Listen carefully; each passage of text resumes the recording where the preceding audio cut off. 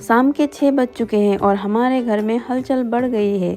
जीजू, दीदी और नानू तीर्थ यात्रा के बाद पहली बार घर आ रहे हैं। नानू हमारी छोटी के लिए प्यारा सा तोहफा लाता है, जिसे देखकर खुशी से उछल पड़ती है। दोनों की आंखों में खुशी झलक रही थी। इतने में हमारी बहन भी घर में प्रवेश करती है, चेहरे पर वही जिज्ञासा, आज घर में कुछ खास है। तो मामला ये है कि हमारे भैया की शादी की चर्चा शुरू हो गई है और इसी सिलसिले में पूरा परिवार एकत्रित हुआ है। शादी की योजना बनानी है, लेकिन सबसे पहले पेट पूजा अनिवार्य है। बाहर का माहौल किसी मेले से कम नहीं है। नानू और छोटी मिलकर घर सिर पर उठा लेते हैं। पूरा घर अभी से शादी जैसा लगने लगा है। अब भला हमारे घर में कोई कार्य बिना किसी कांड के पूरा हो सकता है क्या? जैसे ही खाने की तैयारी जोरों पर थी, अचानक गैस ने दम तोड़ दिया।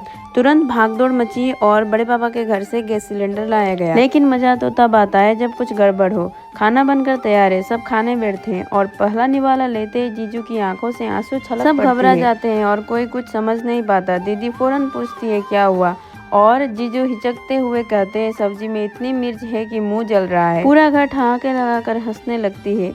शादी की मिठास से पहले तीखापन भी जरूरी है। खाना खाने के बाद बैठक में इकट्ठा होते हैं। शादी की तारीख, खरीदारी, मेहमानों और तैयारियों पर चर्चा शुरू हो जाती है। बीच बीच में छोटी सबके लिए तामुल पान लेकर आती है और आज तो ये नन्हे पैर रुकने वाले नहीं थे। मामा जी शादी के जरूरी चीजों की लिस्ट बनाने में व्यस्त हैं। बातों बातों में कब रात के 11 बज गए पता ही नहीं चला, लेकिन छोटी अब तक सोई नहीं है। हंसी मजाक, शादी की योजनाओं और हल्के फुल्के हंगामे के साथ यह पहली बैठक खत्म होती है।